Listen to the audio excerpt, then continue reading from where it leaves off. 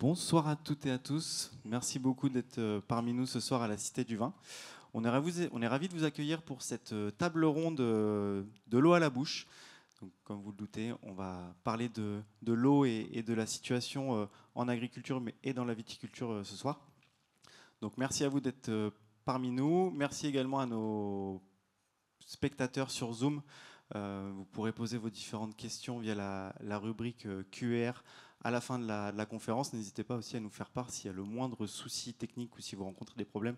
On essaiera d'y pallier.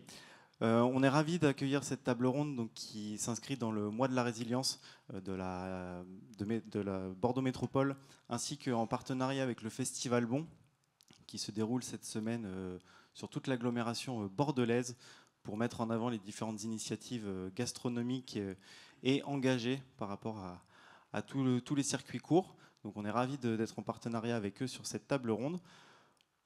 On a aussi notre partenaire Terre de Vin avec Mathieu Doumange qui ce soir animera cette table ronde. Et on a l'honneur d'être accompagné pour cette table ronde de 3 experts avec Pierre-Olivier Clouet, donc directeur général du prestigieux château Cheval Blanc à Saint-Émilion, mais aussi de Cheval des Andes en Argentine. On a Elodie Galco qui est directrice générale de l'agence de l'eau Ardour qui va parler de la partie un peu plus politique, et Aurélie Giron qui est directrice de l'AOC Corbière, donc dans le sud de la France, et qui vont donner leurs différents points de vue sur la situation de l'eau, le sujet de cette table ronde. Je laisse la parole à Mathieu. Je vous souhaite une très belle conférence, une très belle soirée et merci à vous encore d'être là. Merci Loïc. Bonsoir à toutes et à tous. Donc, je suis Mathieu Doumange, rédacteur en chef du magazine Terre de Vin. Je suis très honoré d'animer une nouvelle fois une table ronde dans ce bel auditorium et surtout sur le sujet qui va suivre. C'est un sujet qui est plus que jamais essentiel, pour ne pas dire vital. Et lorsque l'équipe de la Cité du Vin m'a soumis cette thématique des grands enjeux de l'eau en agriculture et en viticulture, alors ils ignoraient sans doute qu'à la rédaction de Terre de Vin, on était justement en train de préparer un grand dossier sur le sujet pour notre numéro dédié au développement durable qui vient juste de sortir dans les kiosques. Et d'ailleurs, vous pouvez, je vous le montre tout de suite, et vous pouvez vous le procurer à la sortie, ma collaboratrice Gwendoline, si vous voulez acquérir ce numéro et prendre connaissance de ce dossier, se tient à votre disposition. Et de notre côté, en fait, nous ignorions, bien que les signes du changement climatique sont sous nos yeux depuis plusieurs années maintenant, que nous allions de nouveau traverser un été marqué par de forts épisodes de chaleur et de sécheresse qui ont mis nos cultures, et notamment nos vignes, à rude épreuve, et dont le paroxysme s'est concrétisé par des feux dévastateurs dans les Corbières, mais aussi en Espagne, au Portugal, dans d'autres régions européennes. Tout semble indiquer les effets du changement climatique s'accélèrent et face à eux, les agriculteurs, les viticulteurs sont en première ligne.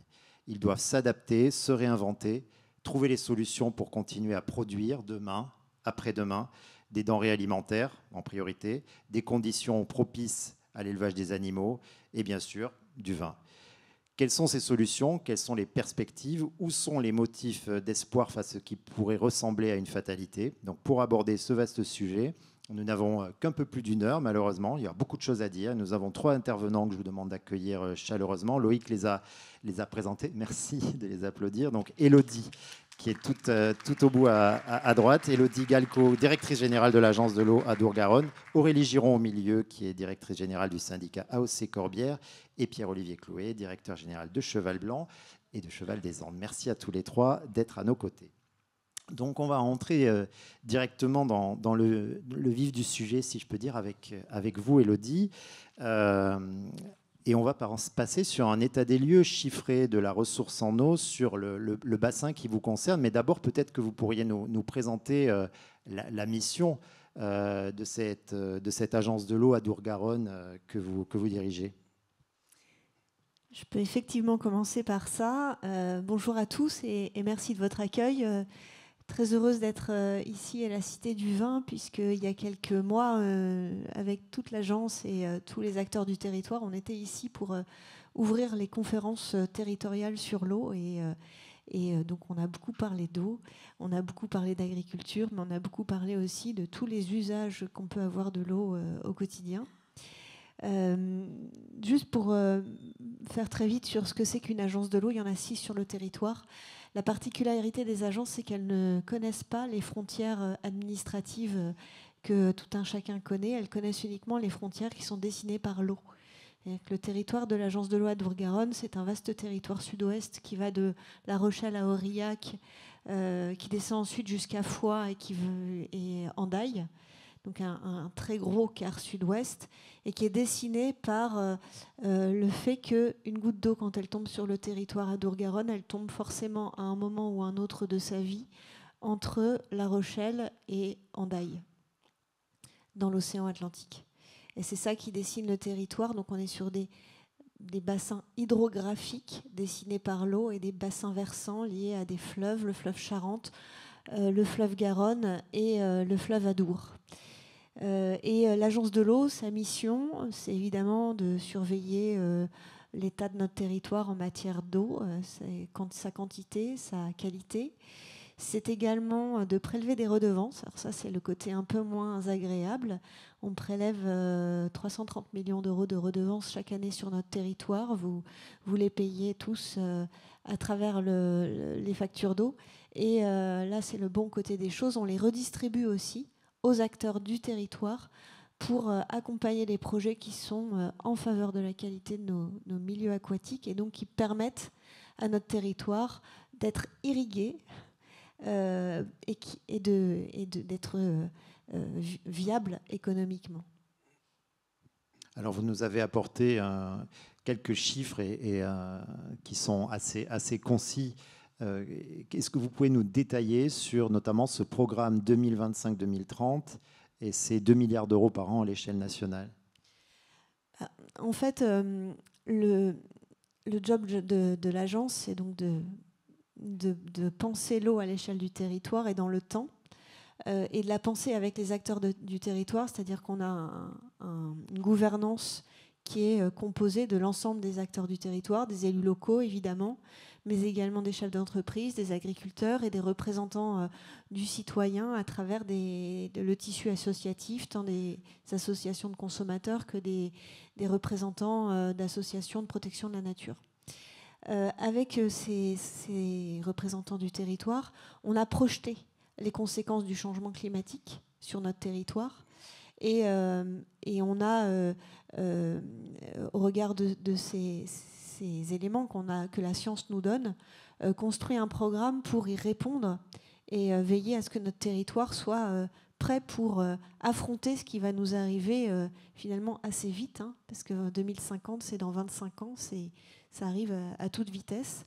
Et c'est comme ça qu'on a construit un programme de 2 milliards d'euros par an, de 2 milliards d'euros à l'échelle nationale, mais pour Adour-Garonne, c'est 2 milliards sur les 6 ans, parce qu'on a un programme pluriannuel. Et pourquoi ? Parce que la première conséquence du changement climatique, c'est la diminution de la disponibilité en eau sur notre territoire. C'est vraiment très propre à notre territoire. Pourquoi ? Parce que, contrairement aux Alpes, nous, les Pyrénées, ne culminent qu'à 3000 et quelques mètres. Et donc, la fonte des neiges, la disparition des glaciers, c'est quelque chose qui commence déjà maintenant, hein. On n'a plus que quelques mètres carrés de glaciers dans les Pyrénées et la fonte des neiges, elle est beaucoup plus précoce qu'avant. Toutes les études scientifiques dont on dispose montrent qu'à horizon 2050, c'est une goutte sur 2 qui va manquer par rapport à ce qu'on utilise aujourd'hui. Une goutte sur 2, donc c'est évidemment vertigineux. Personne ne sait se priver de la moitié de ce qu'il utilise aujourd'hui comme eau, que ce soit un agriculteur ou même un citoyen lambda. Et donc ça, c'est le premier défi qu'on rencontre. Le deuxième défi, évidemment, c'est aussi celui de la qualité de l'eau, pour des raisons liées à la raréfaction de la ressource. Hein. Quand on a moins d'eau avec autant d'activités humaines, forcément les polluants ils se concentrent davantage, et là ça devient problématique.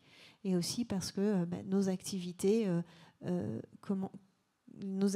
envie de dire, l'ère post-Deuxième Guerre mondiale commence à se concentrer de façon très forte dans nos ressources en eau. Et donc, on a un problème d'accès à la ressource de qualité sur notre territoire aussi. Alors, cette notion qualitative, on va y revenir un petit peu plus tard dans la table ronde. Mais par exemple, quand on lit sur l'écran qu'à l'échelle nationale, un tiers des captages ont été fermés depuis les années 80. Concrètement, ça veut dire quoi, si vous devez le vulgariser? Concrètement, les captages, c'est ce qui permet à tout un chacun d'avoir de l'eau potable à son robinet. Alors, un tiers des captages ont été fermés. Certains, c'était pour des questions économiques, j'ai envie de dire, un captage trop petit qui fait qu'il n'y a pas d'usage optimal de la ressource, et ça coûte trop cher, en fait, d'aller chercher cette ressource. Mais beaucoup aussi pour des questions de qualité. C'est-à-dire que les eaux naturelles, ce qu'on appelle les eaux brutes dans le jargon, atteignaient des seuils de polluants trop importants, ce qui conduisait à rendre impossible leur dépollution. Et donc dans ces cas-là, on abandonne le captage et on se tourne vers d'autres ressources pour pouvoir continuer à alimenter les populations humaines en eau potable. Mais évidemment, dans un monde où la ressource est disponible de façon très large, c'est pas grave, j'ai envie de dire, on peut se passer d'un captage. Dans un monde tel qu'on se le projette demain, où la ressource va être moins disponible, là, ça devient préoccupant. Je prends un exemple, hein, le territoire de la Charente. La Charente, on sait qu'elle va avoir des gros problèmes d'alimentation en eau avec le changement climatique. On sait aussi qu'il y a beaucoup de captages qui sont à la limite en termes de qualité. Là, on a un vrai sujet pour demain d'accès à l'eau potable. Donc votre rôle, c'est déjà de modéliser la raréfaction de l'eau et comment elle va se répartir. Et on en vient au sujet central de cette table ronde, c'est comment on hiérarchise aussi l'utilisation de l'eau entre les usages quotidiens qui sont les nôtres, l'agriculture et la viticulture. Est-ce que vous pouvez nous donner quelques données rapides à ce sujet sur le territoire qui vous concerne? Oui, alors peut-être que ce que je veux dire aussi, c'est qu'évidemment, on a parlé rapidement du programme d'action de l'agence qui a eu vocation à soutenir des projets. Ces projets sont aussi des solutions par rapport à ces problématiques, mais on pourra y revenir.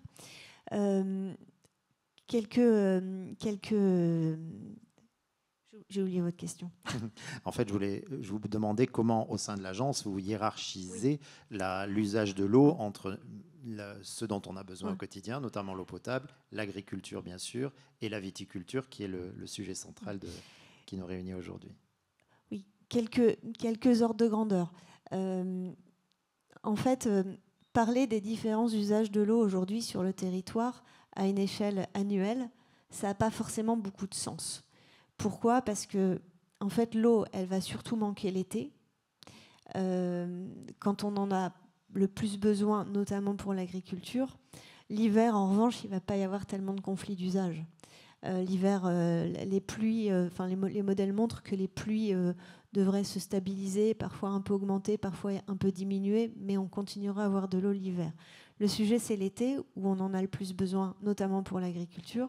Et effectivement, si je donne quelques chiffres, donc globalement sur le territoire Adour-Garonne, on prélève à peu près 2 milliards de mètres cubes tous les ans.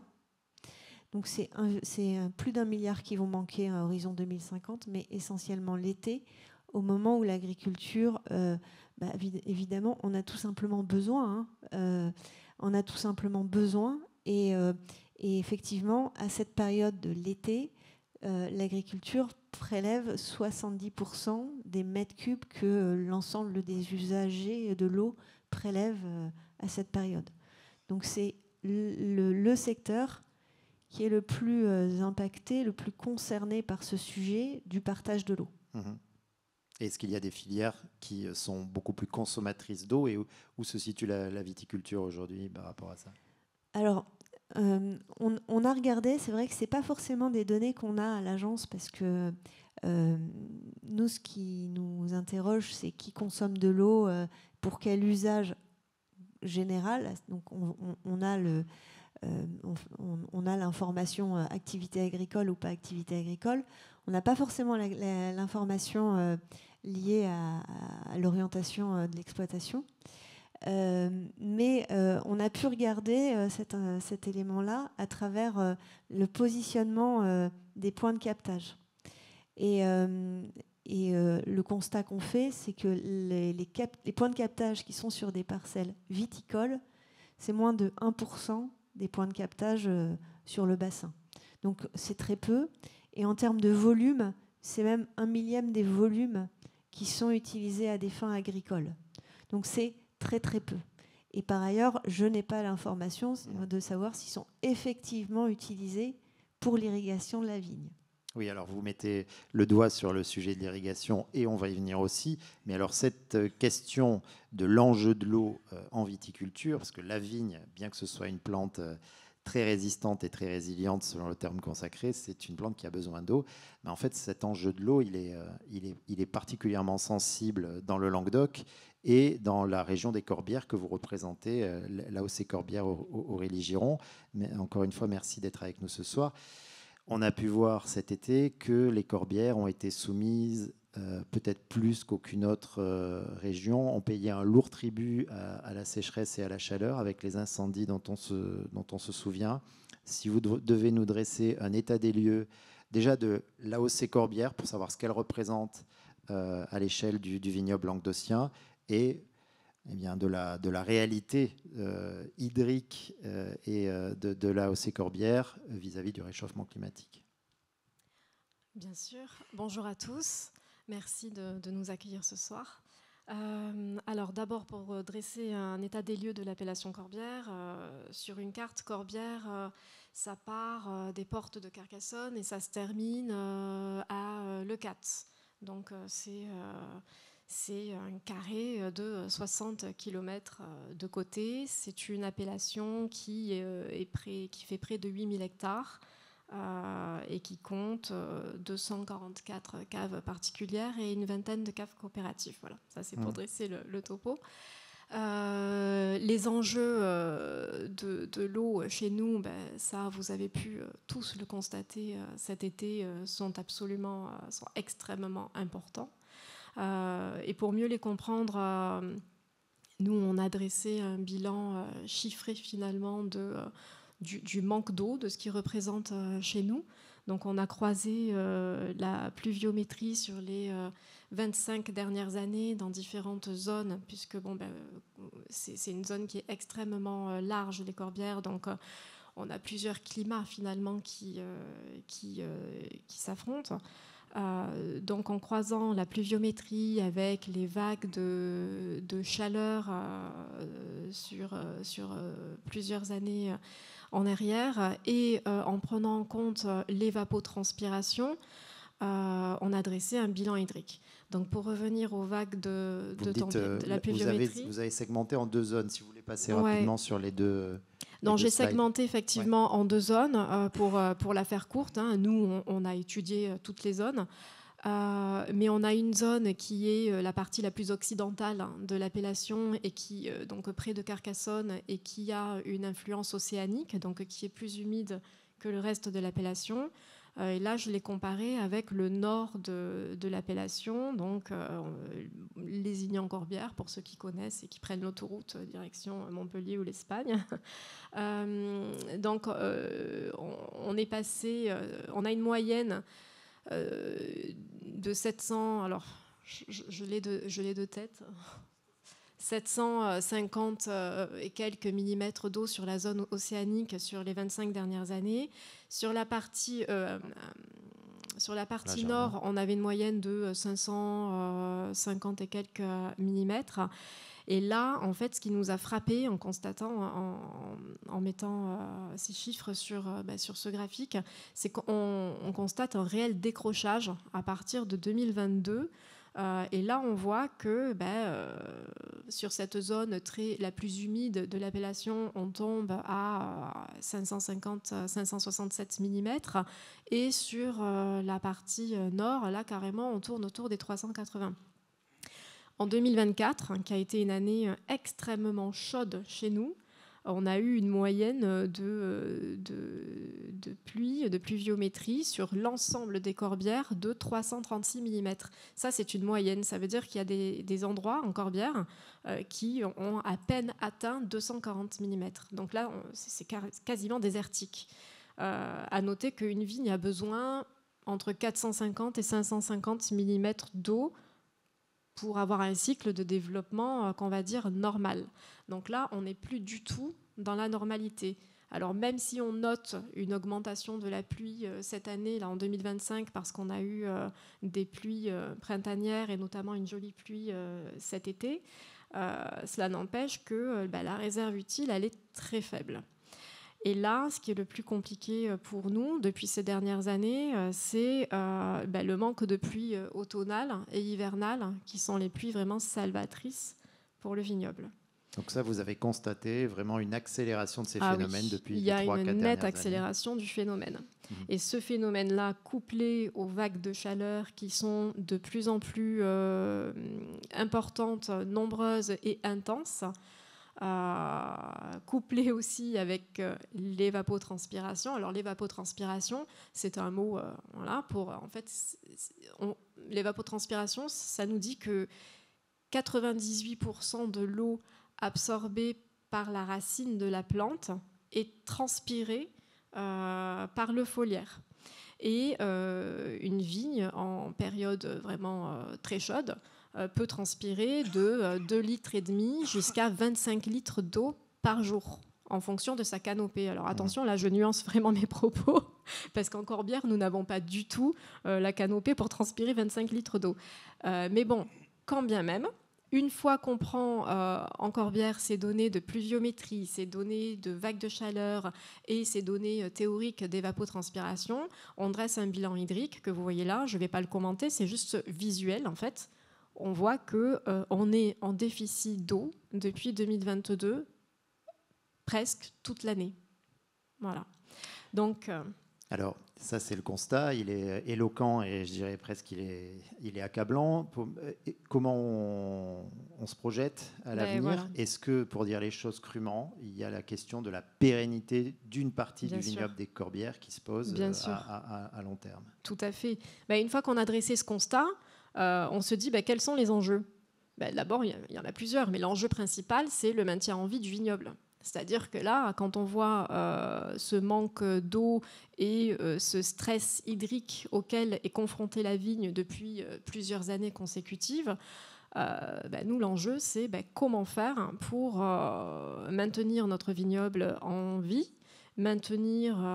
minimiser au maximum l'impact sur le rendement, parce que là, le rendement a cruellement baissé, ce qui a un impact sur la mortalité de la vigne, qui subit une mortalité accélérée. On a un deuxième enjeu qui est extrêmement important, et ça, vous l'avez vu cet été, c'est un enjeu qui est indirect, mais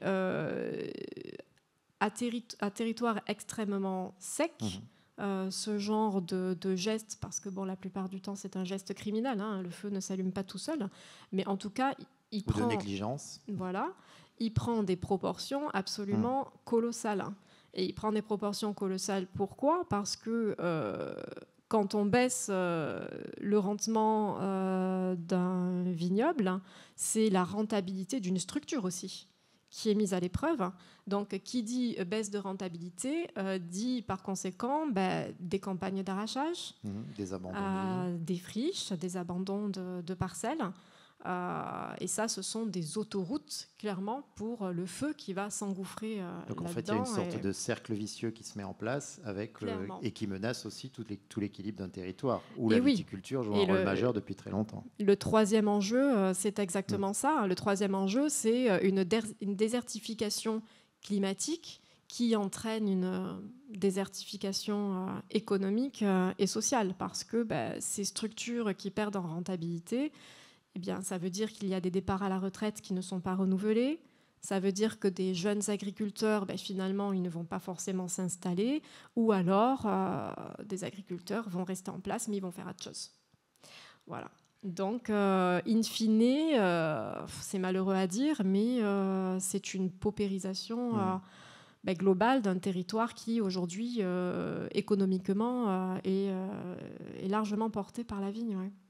Donc là, on a posé le cadre qui est assez alarmant, mais il y a tout un ensemble de réflexions, de solutions que vous posez déjà depuis de nombreuses années, et on va y venir. Mais avant, on va passer On va passer du Languedoc à notre région et voir même un peu plus loin avec Pierre-Olivier Clouet.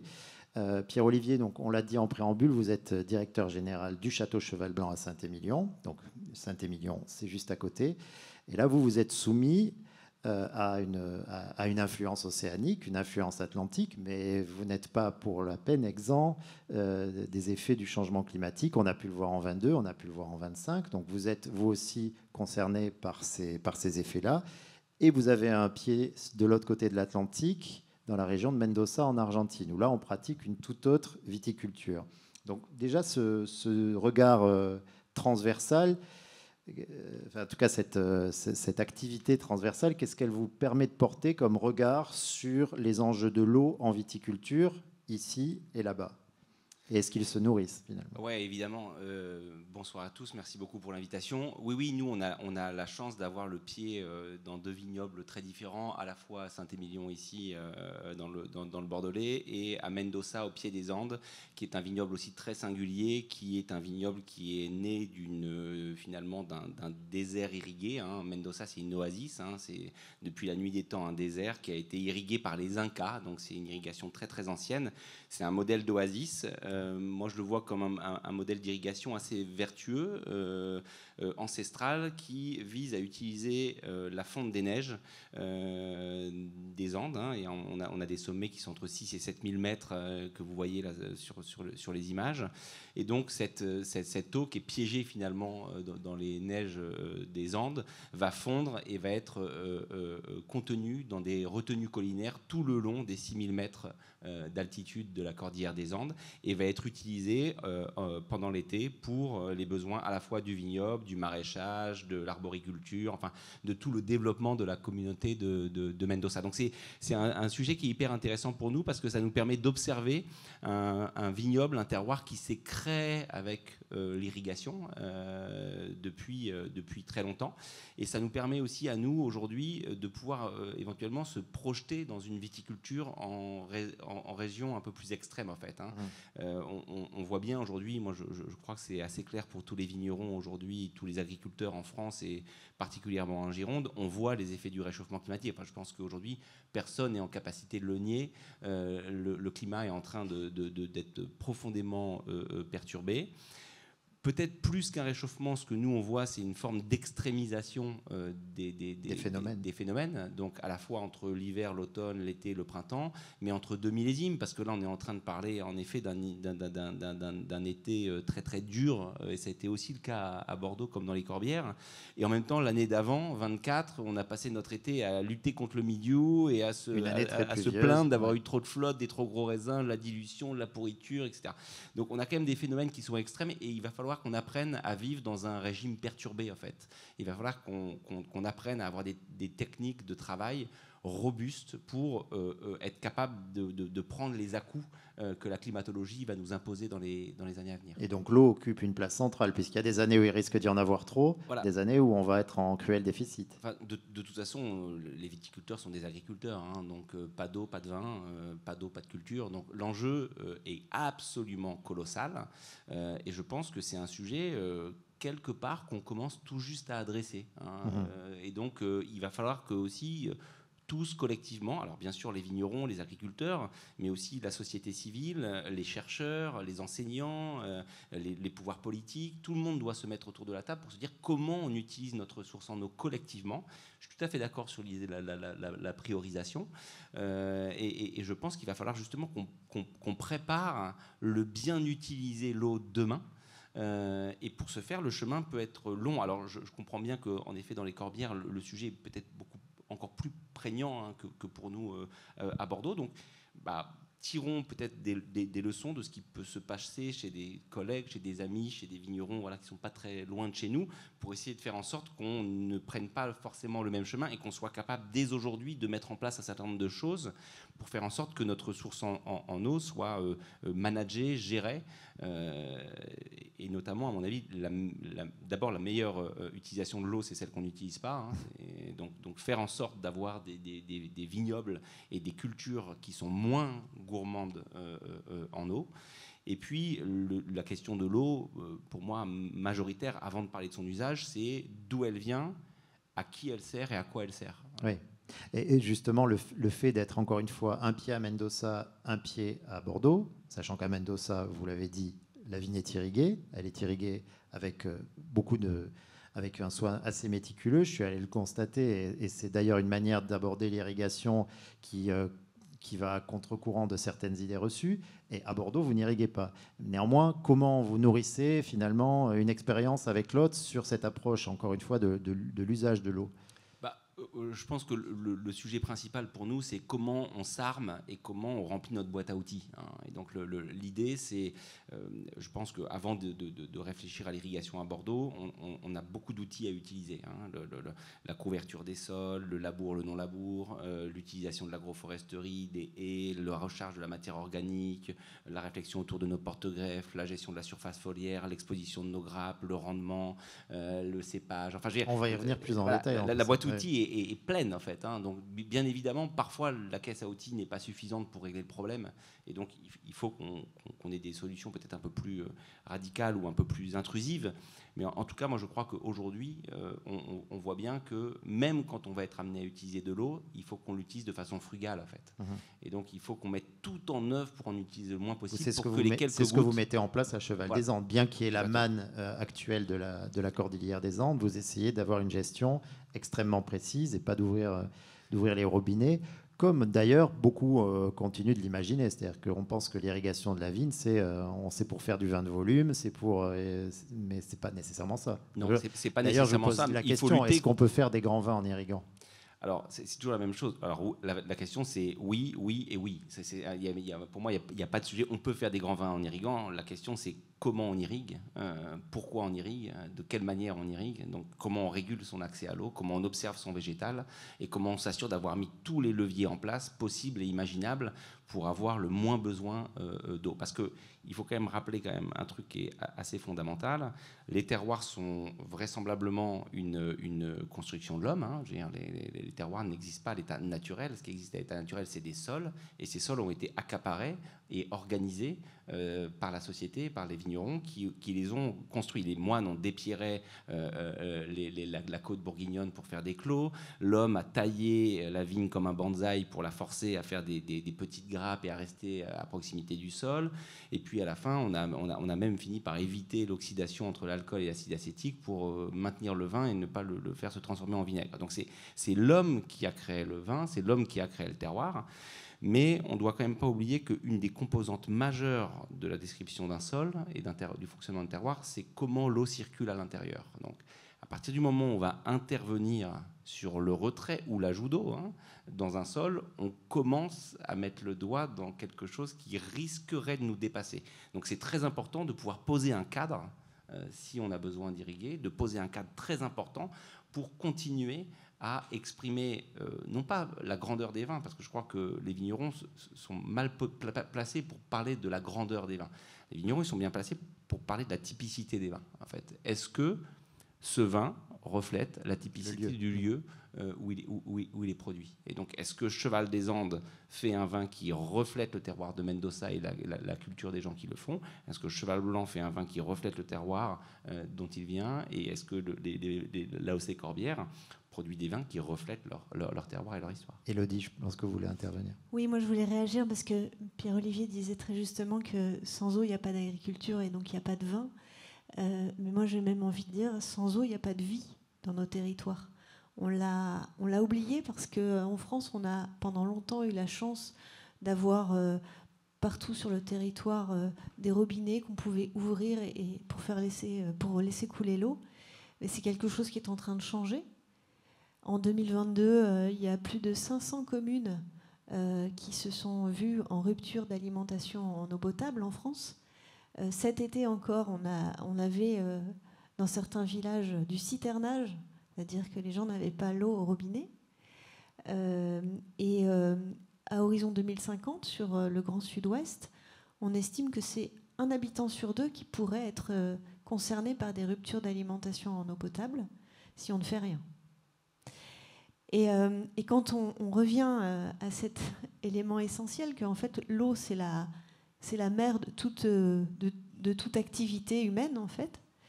On se rappelle peut-être que nos anciens, ils avaient déjà pensé à conduire l'eau. Hein. L'aqueduc, c'est pas un mot qui a été inventé il y a très peu de temps. Hein. Ça date des Romains. Et on en trouve sur notre territoire qu'on ne voit plus. Et moi, je vais vous parler de la vallée de Saint-Lary. Je pense que ici, ça parle à peu près à tout le monde. La rivière Nest, il y a une partie de cette rivière qui est déviée pour aller alimenter la rivière Gers, qui alimente en eau potable la ville d'Auch et qui, au passage, irrigue aussi une grande partie du Gers, qui, sans cette alimentation par le canal de la Nest, serait en grande partie désertique. La source du Gers, c'est quelque chose d'assez incroyable à voir. C'est ce que les savants appellent un écoulement invisible. En fait, c'est des gouttes qui tombent de temps en temps, je vais dire. Je suis restée quelques minutes, je n'en ai pas vu couler, mais de temps en temps, une goutte tombe. Et à côté de ça, il y a le canal de la Nest qui se déverse à raison d'1 mètre cube par seconde dans les premiers mètres linéaires de la rivière Gers.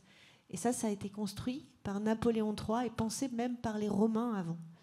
Donc on l'a oublié, mais cet aménagement du territoire par l'eau a déjà été réalisé. C'est aussi ce qui fait qu'on a de l'eau dans la Garonne l'été. À Toulouse, cet été, et c'est pas l'été le pire qu'on ait vécu, 40% du débit de la Garonne venait de grandes retenues de stockage qu'on a dans les Pyrénées, qu'on ouvrait pour soutenir l'étiage, ce qu'on appelle soutenir l'étiage, c'est-à-dire faire en sorte qu'il y a de l'eau dans la Garonne, parce que tout au long du fleuve Garonne, il y a un certain nombre d'usages, l'eau potable évidemment en premier lieu, et ensuite de nombreux usages économiques. On parle de l'agriculture, on parle aussi de l'énergie évidemment, et d'autres industries qui sont sur ce bassin versant et qui ont besoin de l'eau de la Garonne. Alors après, quand on a dit ça, je pense qu'il faut évidemment aussi faire le lien avec les retenues, les bassines qu'on appelle dans certaines zones, parce que évidemment, ces aménagements, ils ont été construits, pensés avec des retenues, etc.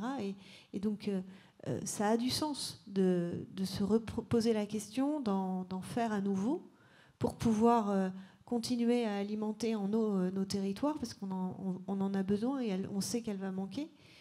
Et nous, on soutient ces projets très concrètement, avec certaines conditions. Évidemment, les premières conditions, ça va être la priorisation des usages, avec comme bien évidemment une priorisation à l'eau potable et à l'eau liée à l'hygiène du quotidien. Et un autre élément aussi auquel il faut penser, c'est quels vont être les impacts du changement climatique sur notre capacité demain à remplir cette retenue. Parce que c'est quand même des investissements qui coûtent très très cher. Et donc évidemment, si on fait le choix de les réaliser, il est essentiel qu'ils servent demain et qu'on ne les ait pas vides. Et je dis ça parce qu'on a des expériences dans d'autres pays, en Espagne, dans les pays au Maroc par exemple, où on a des systèmes qui ont été pensés uniquement par rapport à la réalisation d'ouvrages et qui aujourd'hui sont face à un mur en fait, parce que les ouvrages ne se remplissent plus. Merci pour cette précision.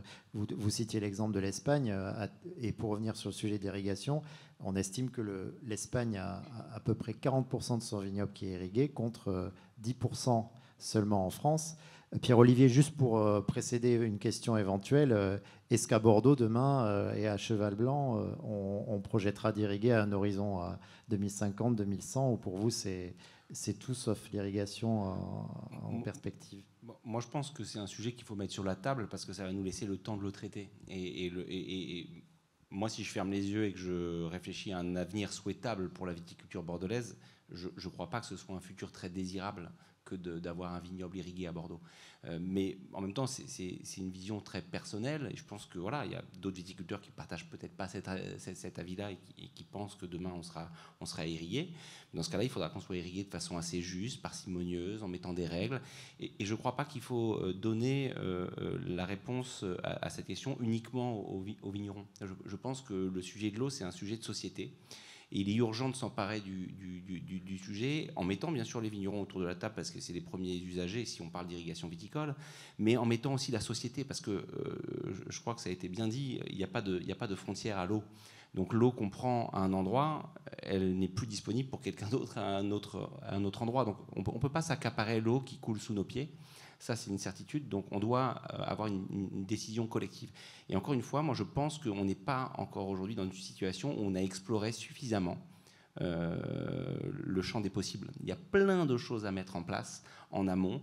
Je le redis, travailler et labourer les sols, c'est la première chose qu'il faut absolument arrêter de faire. Il faut ranger les charrues. Mais on va venir sur cette notion de boîte à outils et il y a beaucoup de pistes à explorer. Mais j'aimerais bien me tourner vers Aurélie Giron pour rester, pour conclure sur cette question d'irrigation. Est-ce qu'en régie, on peut remettre la carte des Corbières avec la zone irrigable qui était assez intéressante? Aujourd'hui, Aurélie, concrètement, vous le disiez, hein, la question de l'eau, c'est une question de survie pour une grande partie du vignoble languedocien et du vignoble des Corbières. Là, on peut voir, c'est la zone qui est la zone irriguée sur le territoire. Tout à fait, en Corbière. Hein. Là, ouais, vous avez la zone d'appellation Corbière. Oui, nous, quid de l'irrigation, on ne peut plus se poser la question. Hein. Nous, on est au pied du mur, en fait. Hein. Donc, l'irrigation, elle est absolument indispensable. Cela n'empêche que... C'est 15% du vignoble qui est irrigué aujourd'hui? Oh non, moins que ça. 10, chez nous, là, vous voyez, donc j'ai mis en exergue uniquement les réseaux d'irrigation collectifs. Les ASA, là, je n'ai pas mis les forages parce que de toute façon, il y en a très peu et ça concerne quelques domaines éparpillés. Ça représente un petit 10% de l'appellation. Hein. On a une appellation qui fait près de 8000 hectares. On en a 820, en gros, d'irrigués. Alors là, je parle en appellation Corbière. Hein. Je ne parle pas des parcelles qui sont sur l'aire d'appellation et qui sont en IGP. Là, c'est encore autre chose. Donc, la marge de manœuvre, elle est... voilà, on peut avoir un peu plus de marge de manœuvre. Par contre, je tiens à rebondir, quand on parle d'irrigation, on est en Corbière, en tout cas, et même dans tout le Languedoc, mais je vais parler pour ma paroisse, on est sur une irrigation raisonnée et raisonnable. C'est-à-dire qu'on ne demande pas à pouvoir ouvrir les robinets sans réfléchir. On sait que la vigne a besoin de X millimètres pour son cycle de développement, comme j'ai dit tout à l'heure, entre 450 et 550. Donc l'idée, c'est d'apporter l'eau dont la vigne a besoin une fois la pluviométrie déduite et uniquement à des moments importants de son cycle. Donc voilà. Mais la question qui se pose, et elle a déjà été évoquée précédemment, c'est la question de la ressource, c'est-à-dire dans une région où il pleut de moins en moins, d'où vient l'eau, où la prend-on et comment on l'achemine? Parce que ça aussi, c'est une vraie question. Sur la carte que l'on voit, il faut aussi construire un réseau d'irrigation qui puisse aller jusqu'au vignoble. Et ça, c'est pas... Ça, nous, pour le moment... Pour le moment, là, c'est tout ce qu'on a. Et construire un réseau d'irrigation qui nous permettrait effectivement d'avoir un accès plus large sur notre territoire, oui, c'est dans toutes les bouches actuellement. Hein. C'est un sujet qui est un peu même... voilà, c'est le sujet, on va dire, du moment. C'est l'Aqua Domitia, c'est l'extension de l'Aqua Domitia. Alors l'Aqua Domitia, pour expliquer à notre public. Alors l'Aqua Domitia, c'est un tube, hein, on va le faire vulgairement, qui part du Baronne et qui descend, alors je le fais vraiment très à la louche, aux portes de Narbonne. Alors plus exactement, c'est à Montpellier, puis ensuite il y a des maillons qui permettent de desservir le Biterrois, le littoral audois jusqu'à Narbonne et un petit peu le Minervois. À aujourd'hui, oui, nous, ce que l'on souhaite, c'est une extension de ce tube qui irait jusque la frontière espagnole pour pouvoir desservir en eau une grande partie de notre zone. Après, attention, l'Aqua Domitia ne fera pas tout, parce que là, on voit bien qu'il y a quand même toute une partie des Corbières qui, même avec l'Aqua Domitia, ne pourra pas être irriguée. Donc, se pose la question d'autres systèmes d'irrigation. On parle de forage, on parle de retenue collinaire, mais au-delà de ça, il faut parler de pratiques culturelles. Oui, alors ça fait partie de ces fameuses boîtes à outils qui étaient évoquées par Pierre-Olivier. Cette gestion collective et cette gestion finalement politique de l'eau, Élodie, comment on la met en place, comment on la conduit, comment on l'élabore? Dans le panel d'actions qu'on a identifié, nous, déjà, il y a la sobriété. La sobriété, ça coûte rien. C'est les solutions gagnant-gagnant. C'est très concrètement pour tout un chacun. J'éteins mon robinet quand je me lave les dents, je prends une douche plutôt qu'un bain, j'installe des mousseurs pour économiser l'eau chez moi. Et pour le secteur agricole, ça va être quand c'est possible de passer à des systèmes d'irrigation plus efficients comme du goutte à goutte, ou d'avoir des sondes aussi tensiométriques pour n'irriguer que quand il y en a vraiment besoin. Et ensuite, on a tout un autre panel d'actions qui ont été un peu évoquées. Jusqu'à présent, en fait, depuis les années 70, la politique a été de dire on sort l'eau des territoires. On draine, on canalise l'eau dans les rivières pour qu'elle aille le plus vite possible à la mer. Il fallait se débarrasser de l'eau. Maintenant, c'est tout le contraire. Il faut qu'on fasse en sorte que quand une goutte d'eau tombe quelque part sur le territoire, elle y reste le plus longtemps possible. Alors, ça peut être à travers le stockage de l'eau dans une retenue que l'homme a fabriquée, mais ça peut être aussi à travers la restauration des zones humides, ça peut être par la plantation de haies, des pratiques agricoles aussi qui vont faire en sorte que les sols retiennent davantage l'eau. Il y a un panel de solutions qui est, j'ai presque envie de dire, infini, qui va permettre de faire en sorte que cette goutte d'eau, elle ait plus le temps de rentrer dans le sol, de s'infiltrer dans la nappe et donc de se stocker de façon naturelle et d'être disponible quand on va en avoir besoin, quand la végétation va en avoir besoin. Et ça, c'est Pierre-Olivier, ça, je sais que c'est quelque chose sur lequel vous travaillez depuis longtemps à Cheval-Blanc, notamment sur cette notion d'hydrologie régénérative avec des experts comme Samuel Bonvoisin, comme Charlène Descolonges. Alors, est-ce que vous pouvez nous expliquer un petit peu comment on phosphore là-dessus, sur cette notion d'eau verte aussi, que peut-être avec laquelle le public n'est pas forcément familier? Alors c'est clair que la solution numéro 1, même en agriculture, c'est la sobriété. Donc c'est toujours en utiliser le moins possible. Et après, c'est tout simplement l'idée que l'eau, là où elle est le mieux stockée, c'est dans les sols. Et donc, il faut faire en sorte qu'on ait une capacité à recharger nos sols. Ça veut dire que non seulement on ait une capacité à garder l'eau qui est tombée, mais qu'on ait aussi une capacité à piéger plus facilement les quelques pluies efficaces qu'on peut avoir. Et donc, d'abord, c'est les couverts végétaux. Un sol nu finit toujours pareil. Un sol nu, c'est non seulement une perte de matière organique par l'érosion, mais en plus de ça, c'est une rapidité d'écoulement des eaux de ruissellement vers les fossés, vers les rivières, puis vers la mer, qui est absolument énorme. Donc la porosité du sol n'est pas une porosité mécanique, c'est pas parce qu'on retourne son terrain qu'on va avoir une meilleure capacité à infiltrer, bien au contraire. La porosité du sol, c'est un trou biologique. Donc c'est le tartinage d'un ver de terre qui fait des galeries et qui va faire des creux, c'est des anciennes racines qui vont mourir et qui vont laisser de la place à de l'eau. Donc en fait, le trou du sol est un trou biologique qu'il faut entretenir par des couverts végétaux, couchés, roulés, jamais broyés, jamais détruits, jamais labourés. Et donc ça, c'est les principes de la permaculture, c'est le principe de l'agriculture de conservation, c'est le principe de l'agriculture de régénération des sols. Bon, ça a différents, c'est l'agroécologie, ça a différents noms, parfois un peu à la mode, mais en tout cas, tout ça, c'est à peu près les mêmes principes, avoir un sol toujours couvert. C'est, tu en as parlé, la haie ou l'arbre. Nous, on pratique beaucoup l'agroforesterie, donc on utilise des arbres en pourtour de parcelles et dans l'intra-parcellaire. On a planté plus de 3000 arbres à Cheval des Andes et autant à Cheval Blanc, parce que les tailles de vignobles sont à peu près identiques, et des arbres dans l'intraparcellaire, 80 arbres à l'hectare, qui ont pour vocation à créer de l'ombrage, qui ont pour vocation à démultiplier le nombre de champignons mycorhiziens qui vont permettre une meilleure circulation d'eau dans le sol entre les plantes, qui vont permettre d'amener aussi un peu plus de matière organique au sol. Et donc, ça, c'est des outils qui sont relativement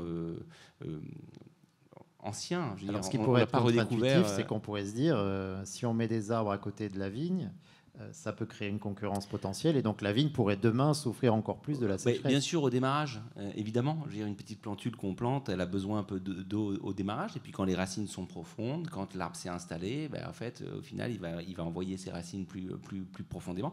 En fait, l'agriculture du vivant, c'est le même principe que la médecine. Travailler avec le vivant, c'est travailler avec une grosse balance bénéfice-risque. Donc, si on veut avoir 100% de bénéfices, il faut faire de l'industrie, quoi. Ça ne fonctionne pas comme ça, le vivant, quoi, hein. Donc, il faut regarder quel avantage je tire à utiliser cette pratique et quel inconvénient j'ai en face. Et on passe son temps à équilibrer. Donc, le monde merveilleux où tout marche à 100% tous les ans, c'est pas de l'agriculture, en fait. Et c'est ça aussi la magie de l'agriculture. Le deuxième point que je voudrais rajouter, qui est absolument fondamental, c'est qu'aujourd'hui, il faut qu'on prenne notre part de responsabilité. Donc, oui, l'agriculture de l'après-guerre a participé à l'effondrement de la biodiversité, à la disparition de la ressource en eau, à l'érosion des sols, et en même temps, elle a nourri la France beaucoup mieux. Donc, elle a fait un certain nombre de... Bon, on est allé peut-être un peu trop loin, mais aujourd'hui, la solution, elle est aussi dans les champs, hein. Donc, peut-être qu'il y a une part de responsabilité de l'agriculture dans les 30 ou 40 dernières années, mais aujourd'hui, la solution, elle ne sera pas par la technologie, elle passera pas par l'industrie, elle passera par les agriculteurs. Donc en fait, les agriculteurs aujourd'hui sont les amis de la société.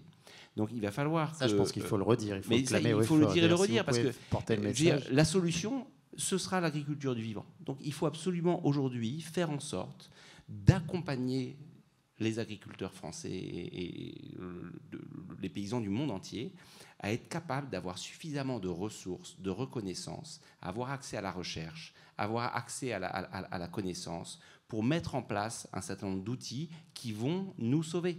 C'est-à-dire qu'aujourd'hui, on va piéger du carbone dans les champs, pas dans les villes. On va protéger la ressource en eau dans les champs, pas dans les villes. On va fabriquer des papillons, des oiseaux et des vers de terre dans les champs et pas dans les villes. On va nourrir nos villages et notre communauté dans les champs et pas dans les villes. Donc en fait, les agriculteurs sont une solution. Ils peuvent être aussi un problème, mais ils sont aussi surtout une solution. Et donc aujourd'hui, il faut leur ramener de la reconnaissance et de la rémunération et des revenus pour qu'ils soient capables d'assurer cette transformation. Alors, quand on est Château Cheval Blanc, on a bonne mine, hein, on a des bons revenus, tout va bien, la vie est belle. Mais en fait, on n'est pas la viticulture française, on n'est pas l'agriculture française. Et donc aujourd'hui, il est indispensable de se rapprocher de nos agriculteurs pour leur permettre de nous aider collectivement à faire cette transition absolument nécessaire et salutaire. Toutes les solutions de la boîte à outils que Pierre-Olivier a évoquées, je sais que vous en explorez un certain nombre dans les Corbières, avec une réalité météorologique et climatique qui est différente de celle que nous avons à Bordeaux. Sur quoi, par exemple, quelles sont les pistes de réflexion que vous avez mises en place ? Vous travaillez notamment avec Alain Deloire, mais pas seulement, un certain nombre de spécialistes sur les couverts végétaux, sur le feuillage, sur beaucoup de choses.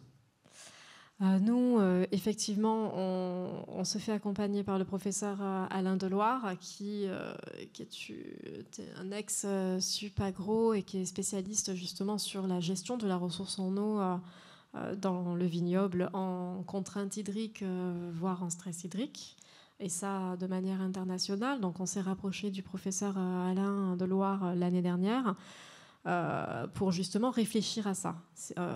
En gros, on parle du manque d'eau, bon, c'est très bien, mais concrètement, le manque d'eau chez nous, en Corbières, c'est quoi en fait ?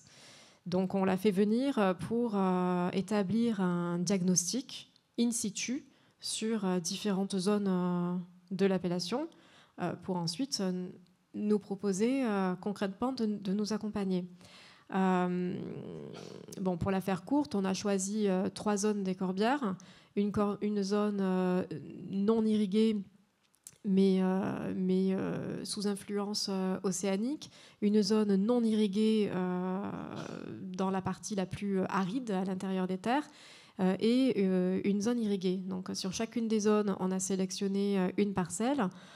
On y a fait une fosse pédologique pour diagnostiquer déjà, pour voir concrètement sur ces différentes zones, sachant que Corbières est immense et n'a pas forcément le même climat, comment réagit la vigne face à ce stress hydrique. Donc on a on a diagnostiqué l'état racinaire sur ces différentes parcelles. On a fait des analyses de terre, on a regardé la réserve utile.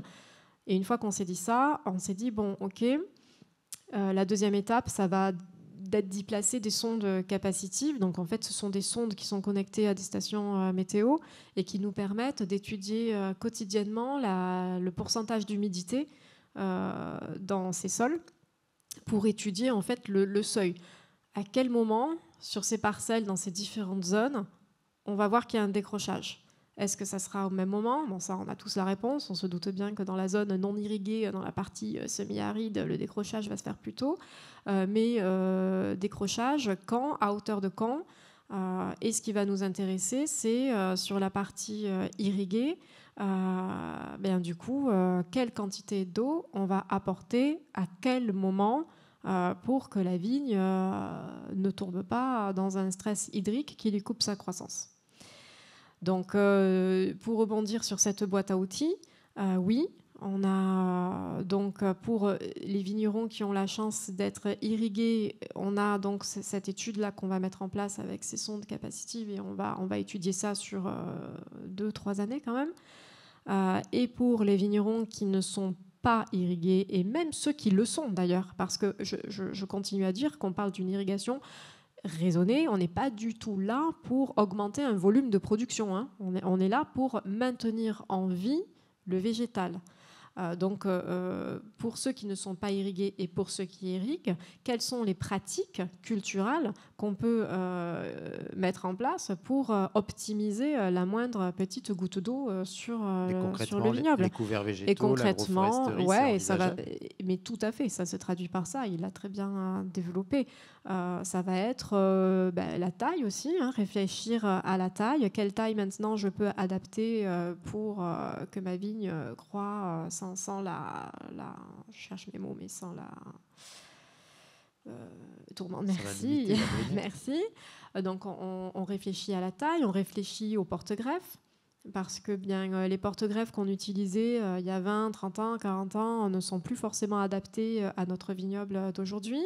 On a donc là les porte-greffes, on étudie, on réfléchit à ça avec Didier Viguier qui est très connu chez nous et qui est vraiment un spécialiste de ça et qui dirige l'atelier Bois et Plants de Vigne sur notre territoire.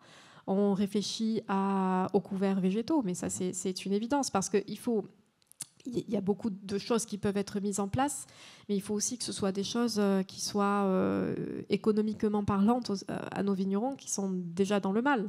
Donc réfléchir au couvert végétal, c'est peut-être l'une des pistes les plus économiques à aujourd'hui, qui vont permettre de garder un maximum l'humidité sur le sol. On a pas mal de pistes en Corbières, hein. Il y a la Chambre d'agriculture qui étudie ça. On a des vignerons qui ont poussé leurs études là-dessus. Et ce sont des études qu'on suit de très près. Mais la question des ombrages, bien sûr, tout à fait. On a la question des ombrages, ça aussi on l'étudie. Ça aussi, c'est un autre tabou, souvent en AOC quand même. Oui, parce que en fait, quand on parle d'ombrage, tout de suite les gens imaginent un photovoltaïque. Et là, vous voyez le truc. Donc, et ça, effectivement, on tombe dans des sujets un peu touchy. Bon, il y a différentes manières de faire de l'ombrage et de limiter le rayonnement et l'impact du rayonnement sur les vignes, surtout en plein été. Donc, ça fait partie des pistes. Là, j'ai pas de solution en fait à vous donner. Nous, ce sont des pistes de réflexion qu'on met en place là en fait avec Alain, parce qu'on en était encore dans la phase analyse chiffrée et analyse in situ suite à nos fosses pédologiques. Avec les incendies de cet été, on a dû décaler cette mise en place de la phase 2. Donc on la lance là et on en saura plus dans un an. Oui, Pierre-Olivier. Ouais. Je pense aussi sur ces sujets-là, l'ombrage, ça peut être des arbres aussi, par exemple. Mais Ça, tout ça à marche- fait, ça mais marche tout pas à mal. fait, bien sûr. Et je pense que sur ces sujets-là, il faut aussi se donner le temps. En fait. Et c'est très dur de dire ça dans une période comme celle-ci où Quand tout tout le s'accélère. monde scrolle sur TikTok, on veut avoir un avis avant même qu'un spécialiste soit posé. Enfin, on est dans un monde qui va tellement vite. Et en fait, il est urgent de se calmer, de se poser, de réfléchir et d'investir pour demain. Donc c'est sûr qu'on ne va pas trouver une solution pour 2027 et 2028, mais par contre, il y a sûrement une solution pour 2040, 2045, 2050. Et pour ça, il faut qu'on accepte d'investir dans de la recherche. Il faut qu'on accepte de faire travailler des organismes comme l'INRA ou comme des structures de recherche sur les porte-greffes de demain, les cépages de demain, les modes de culture de demain. Alors, c'est sûr qu'à l'échelle d'une entreprise privée ou à l'échelle d'un vigneron qui a besoin de faire bouillir la marmite et de servir les salaires à la fin de l'année, parfois on arbitre les investissements plutôt sur du court terme que sur du long terme. Mais c'est absolument urgent d'investir sur du long terme. Parce que toute l'agriculture, toute la bascule de l'agriculture du vivant dont on parle, bah c'est du vivant, c'est de l'agriculture, donc c'est que du long terme. Ça n'est que du Et long oui, terme. en même temps, j'imagine bien que quand on traverse des périodes, excusez-moi de vous interrompre, mais comme ce que les corbières traversent, c'est compliqué de dire aux vignerons, bon, on se projette à... Tout à fait, mais il faut faire les deux. En fait, il faut faire les deux. Bien sûr qu'il y a des solutions d'urgence. Je comprends 10 000 fois et c'est sûr qu'il faut agir tout de suite. Mais en même temps, il faut absolument se projeter sur du long terme parce que on le voit aujourd'hui, on parle de campagne de plantation de haies, on continue à en arracher plus qu'on en plante. Donc, les paysans, c'est les paysages en fait. Les paysages, c'est les paysans qui vont les construire. Donc planter des haies, changer le paysage, faire des aménagements, dessiner des parcelles en keyline pour faire en sorte que la topographie permette de ralentir l'eau, faire des baissières, remettre des talus, arrêter de combler nos chemins creux, remettre de la polyculture dans nos paysages, redonner à chaque terre son propre usage. Et quand on a une terre qui est à côté de l'eau, on n'y met pas de la vigne, mais on y met du maraîchage. Quand on a une terre qui est sur un haut plateau, on y met de l'élevage, mais on n'y met pas de l'arbo. Enfin, revenir aussi à une espèce de bon sens, mais qui va mettre du temps à se dessiner. C'est pour ça qu'on a besoin du pouvoir politique. C'est pour ça qu'on a besoin d'avoir les élus derrière nous. C'est pour ça qu'on a besoin d'avoir la société derrière nous. Et moi, ça me fait chaud au cœur de voir des gens qui, un mardi soir, viennent s'enfermer dans un amphithéâtre pour écouter des gens parler de leurs problématiques, parce que c'est en s'éduquant qu'on va comprendre qu'il faut parier sur le long terme. Élodie, cette importance de porter les messages, aussi bien auprès du grand public, mais aussi en haut lieu auprès des politiques, ça c'est majeur. L'enjeu numéro 1, si on veut y arriver, c'est d'en avoir tous conscience, en fait, qu'on a une montagne devant nous et qu'il va falloir effectivement changer de braquet en termes de réponse. Et j'ai envie de dire aussi que dans les solutions, parfois, c'est des transformations beaucoup plus profondes et beaucoup plus lourdes. C'est-à-dire qu'il va aussi falloir qu'on accepte peut-être de renoncer à certains modèles qui nous sont chers. On pense au maïs. Quand on pense irrigation dans le sud-ouest, on pense souvent tout de suite, immédiatement au maïs. Mais si on doit arrêter le maïs, on va aussi arrêter le canard et le foie gras. Donc là, on voit quand même que c'est un pan de notre culture auquel on est tous très attachés, qui est susceptible de tomber. Mais ce sont des questions qu'il faut se poser pour pouvoir se préparer à affronter 2050 plus sereinement. Alors cette table ronde touche à sa fin, ça fait déjà 1 heure qu'on échange tous les trois. Est-ce qu'il y a quand même on a évoqué des sujets qui n'étaient pas tous très rassurants, mais est-ce qu'il y a quand même des motifs, des perspectives d'optimisme, notamment pour créer des vocations? Vous l'évoquiez, Pierre-Olivier, je sais que c'est un sujet qui vous tient très à cœur, notamment via les podcasts que vous produisez à Château Cheval Blanc. Créer des vocations d'agriculteurs, de viticulteurs pour demain, face à des enjeux qui ne sont pas forcément hyper rassurants pour eux. Bien sûr, les enjeux sont pas toujours très rassurants, mais il ne faut pas être non plus misérabiliste et voir tout en noir. Je pense qu'il y a un monde merveilleux à construire demain si on accepte de changer de logiciel. Et moi, je serais aujourd'hui dans une école d'agriculture où je serais un jeune lycéen, je m'intéresserais très sérieusement au monde du vivant, aux sciences de la vie et de la terre. J'irais peut-être avec beaucoup de plaisir écouter des profs parler de l'agriculture de demain, parce qu'en fait, la boîte à outils est pleine de choses merveilleuses. Il va falloir penser ce monde de demain, et c'est super excitant, parce qu'en fait, il y a des tonnes de choses à faire, et on revient à une agriculture hyper intelligente et hyper complexe. Là, on pensait que faire de l'agriculture il y a 15 ou 20 ans, c'était monter dans un tracteur, appuyer sur le bouton d'un GPS et laisser dérouler. Aujourd'hui, on voit que la proposition d'une agriculture vivante, c'est des tonnes de métiers, c'est des tonnes d'innovations, et ce sont des métiers qui sont absolument passionnants. Il est quand même urgent de changer de logiciel. C'est surtout ça le truc. C'est le pire qui puisse nous arriver dans une période qui devient contrainte et dans laquelle on commence à avoir des à-coups et des excès, c'est de réfléchir avec le logiciel d'hier, quoi. Il faut accepter de changer de logiciel et de regarder avec un œil neuf le sujet. Je pense que il n'y a pas de sujet tabou.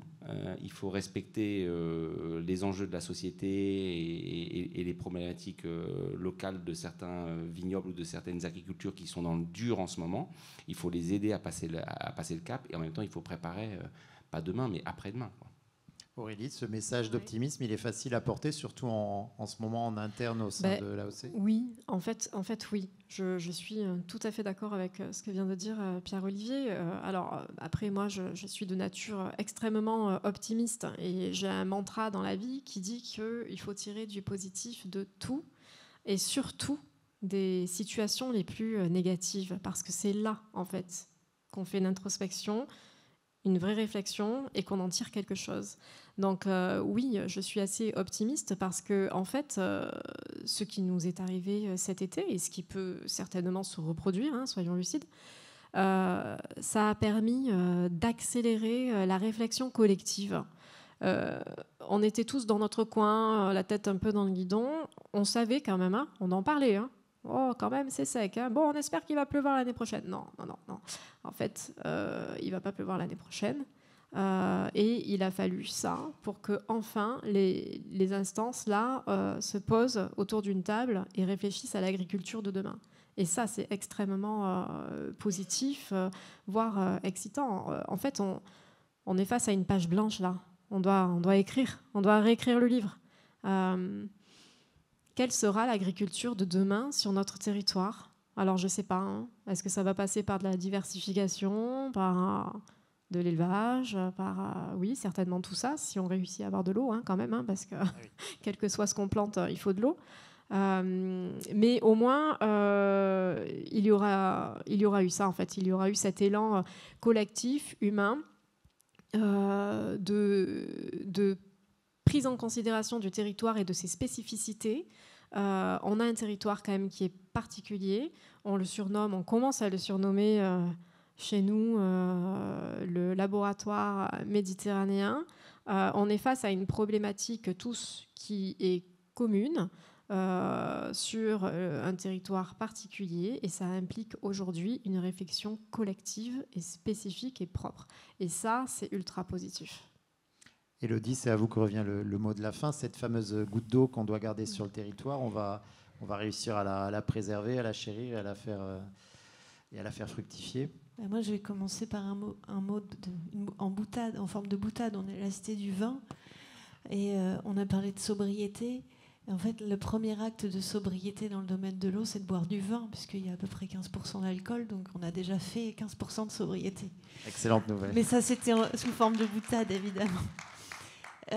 Non, moi, ma vraie raison d'y croire, c'est qu'en fait, on a toutes les solutions. On les connaît, les solutions. Souvent, c'est revisiter des pratiques qu'on avait avant. On les connaît très bien. Il suffit juste de les mettre en œuvre. Il faut des gens pour les mettre en œuvre, et on est là pour ça. Et puis la deuxième bonne nouvelle, c'est qu'en plus, on a des financements à l'Agence de l'eau qui sont là pour accompagner ceux qui ont envie de faire. Et donc voilà, il n'y a plus qu'à. Merci. Alors, est-ce qu'il y a quelques questions dans le public pour nos invités? N'hésitez pas à lever la main. Monsieur, là-bas. Alors, il y a un micro volant qu'on peut se faire passer. Voilà, on va se faire passer le micro. Okay. C'est en forme de balle, donc n'hésitez pas. Alors, j'ai vu monsieur en haut.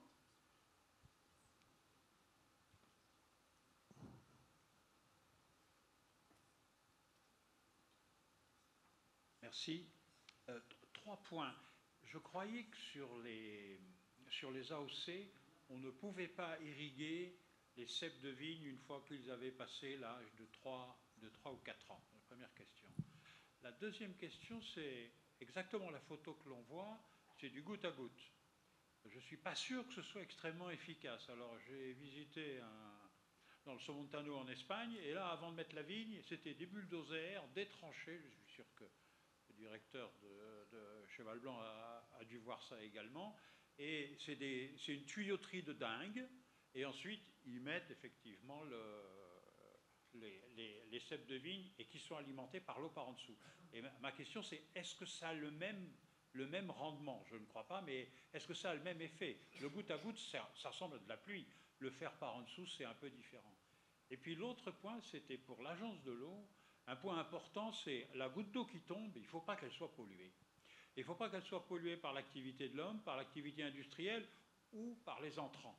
Et il y a des gens qui vous aident, dont je fais peut-être partie en termes associatifs, ce sont les pêcheurs. Je parle des pêcheurs à la mouche dans les rivières de montagne. On est extrêmement inquiets. J'ai été dans le Jura il y a 3 ans, où la situation devient catastrophique. Par contre, dans les Pyrénées, du côté de Irati, l'eau est impeccable et les truites sont excellentes. Voilà. Alors, il y a 3 questions qui peut-être s'adressent à chacune et chacun d'entre vous. Sur la question de l'irrigation en AOC, peut-être Aurélie? Alors, l'irrigation en AOC, elle est dérogatoire. C'est-à-dire qu'on n'y a pas droit de base. Par contre, on peut demander une dérogation, ce que nous sommes dans l'obligation de faire chaque année, pour pouvoir irriguer du 1er mai à la vendange. Le reste de l'année, on peut. Mais cette partie-là, de l'été, il faut qu'on demande une dérogation. Sur l'idée du goutte à goutte, je peux en parler parce qu'en fait, Cheval des Andes a vécu deux étapes dans sa vie. D'abord, on était historiquement irrigué par un système d'irrigation par submersion.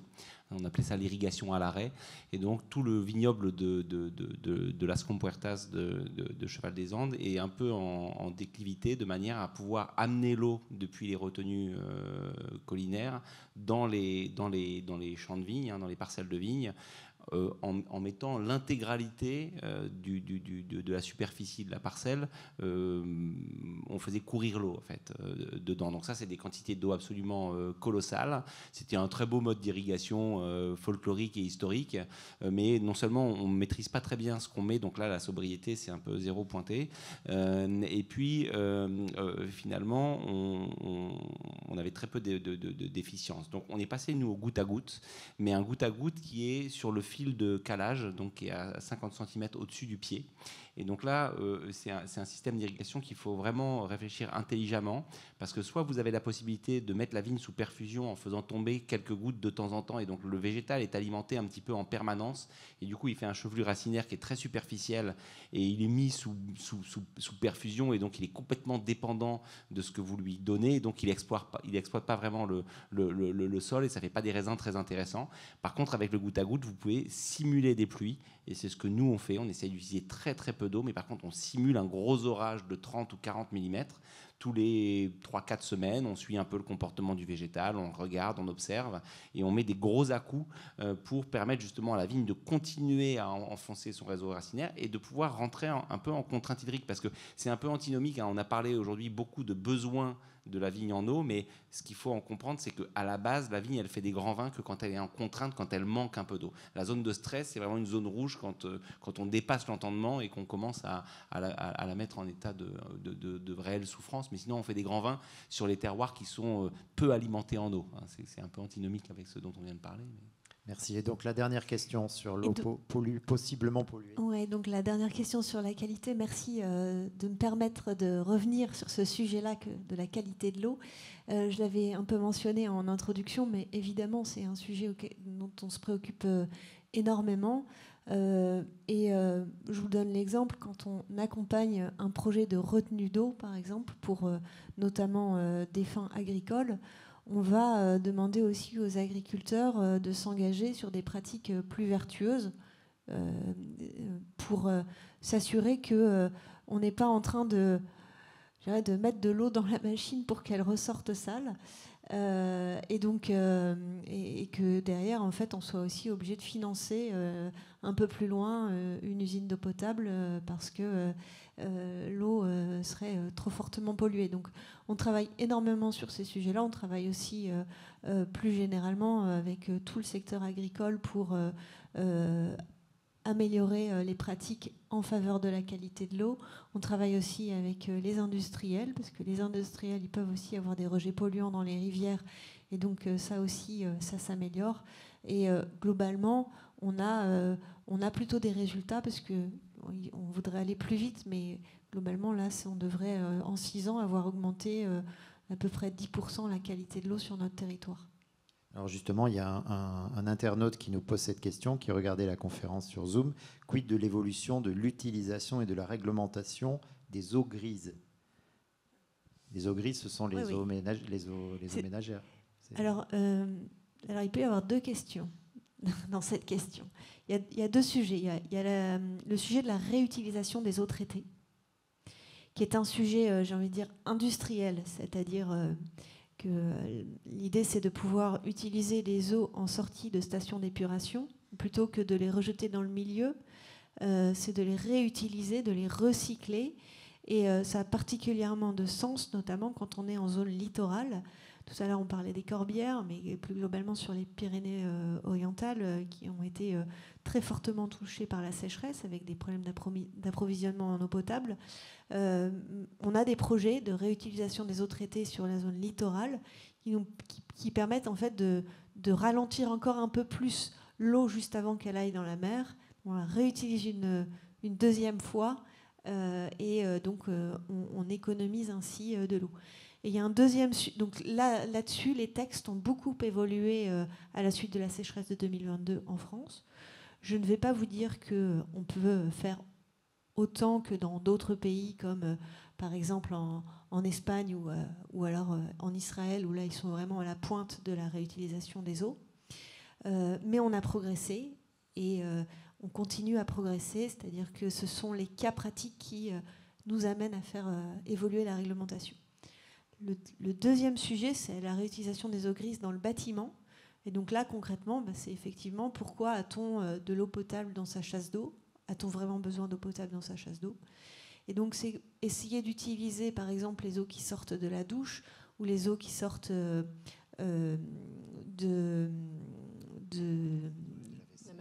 la machine à laver. Voilà, de pouvoir réutiliser ces eaux-là, notamment dans la chasse d'eau, pour faire des économies d'eau et éviter de gâcher de l'eau qui est potable.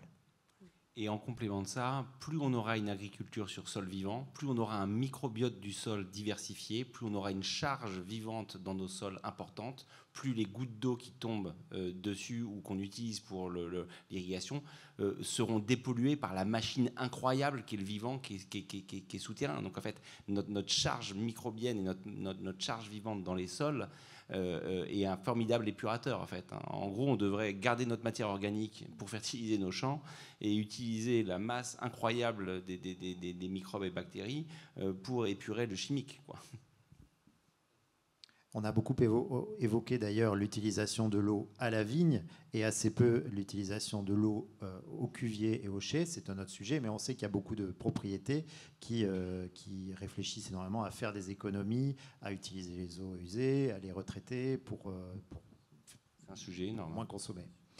Y a-t-il d'autres questions ? Monsieur, vous aviez levé la main tout à l'heure. Madame, vous avez déjà le micro, donc prenez-le. Bonsoir, merci beaucoup pour toutes vos interventions. J'ai une question relative aux Minervois, parce que là, vous parlez des zones sèches, et j'avais été extrêmement surprise dans les zones qui vont de Minerve, Saint-Chinian, sur les hauteurs notamment, où là, justement, tous les pieds de vigne étaient entourés de pierres. J'ai été assez surprise il y a plusieurs années de voir ces zones, en plus sur des hauteurs, en fait, pas d'ombre, pas d'arbres dans ces secteurs, et vraiment de la pierre qui était tout autour des vignes. Et donc, monsieur parle justement de sol avec la préservation des pieds, avec on laisse pousser l'herbe, enfin, etc. Et là, c'est l'opposé. Donc, je me posais la question, moi j'adore leur vin parce que je les trouve enfin bon, ça c'est personnel, hein, ce sont des vins que j'aime particulièrement. Et en fait, je me disais, mais je ne me suis jamais posé la question de l'irrigation dans ces secteurs-là. Et j'aimerais savoir comment vous travaillez avec ces viticulteurs-là qui gardent justement cet aspect sec et non pas comme on peut le voir sur Saint-Émilion. Alors bon, le Minervois, c'est pas c'est pas les Corbières, mais Minervois, c'est pas les Corbières. Je veux pas dire de bêtises. Excusez-moi, sur le plan, en fait, on avait les hauteurs. Oui, en fait, on est à la frontière. On est voisins. Je veux vraiment pas dire de bêtises et on est très amis avec le Minervois. C'est vrai, on est vraiment très amis. On se voit très souvent, donc je leur poserai la question. Moi, je pense, mais je me le ferai confirmer, que ces pierres, justement, permettent de retenir l'humidité. C'est-à-dire que le sol n'est pas complètement à découvert, donc ça permet de réduire et d'optimiser l'évapotranspiration du sol. Mais je ne sais pas, peut-être Pierre-Olivier a une idée technique du pourquoi, du comment. Je pense que c'est beaucoup la nature des sols. Je pense qu'il y a des sols dans le sud aussi qui sont très caillouteux. Je pense à Châteauneuf-du-Pape et ses cailloux roulés. Enfin, je pense qu'il y a aussi des sols qui sont naturellement très. Alors, je l'ai vu, moi. Il y a un vrai travail quand même de la pierre autour des pieds de vigne. Donc, moi, je pense que c'est pour ça. C'est pour limiter l'évapotranspiration du sol. Allez, une dernière question. Monsieur, peut-être, vous leviez la main depuis tout à l'heure. Merci pour ce travail d'équipe. Il faut être bon en ramassage. Il faut bien viser. Voilà. C'est là? Oui, c'est partout. Oui, une question pour Madame Galco, s'il vous plaît. Parmi les différentes solutions, je n'ai pas entendu parler, on est au bord de la mer, d'usine de dessalement de l'eau de mer comme solution. Alors, oui, j'en ai pas parlé parce qu'il n'y a pas de projet sur le territoire à Dour-Garonne. En revanche, il y a des projets sur la côte méditerranéenne. Après, concrètement, ce sont des questions qui se posent ponctuellement sur certaines zones, par exemple sur la Charente et donc sur La Rochelle. Je sais que les élus du territoire, quand ils se sont posé la question de leur alimentation en eau, pas seulement potable, hein, l'alimentation en eau du territoire, ils ont mis cette hypothèse-là dans la balance et ils ont fini par l'écarter pour différentes raisons, notamment les deux principales, c'est le coût et deux, les impacts sur le milieu marin, parce que quand on dessale l'eau, ensuite on a ce qu'on appelle des saumures qu'on rejette en général vers la mer et qui sont pas neutres d'un point de vue environnemental. Et sur la Rochelle, sur la zone de La Rochelle en particulier, avec les îles assez nombreuses, il n'y a pas de brassage suffisant qui garantissait l'absence d'impact sur les milieux. Donc voilà, cette solution fait effectivement partie du champ des possibles. Et elle est étudiée ici et là, pas massivement encore en France, mais néanmoins elle est étudiée quand même sur quelques zones ponctuellement. Très bien. Je crois que cette table ronde touche à sa fin. Merci encore à tous les trois, Élodie, Aurélie, Pierre-Olivier. Merci de votre participation et de vos éclairages. Merci beaucoup. Merci au public. Et je me permets de vous rappeler que le nouveau numéro de Terre de Vin est en kiosque et que si vous voulez vous le procurer, ma collègue Gwendoline vous le propose au numéro, mais aussi des abonnements. Soyons fous. Merci. Bonne soirée à toutes et à tous. Merci beaucoup.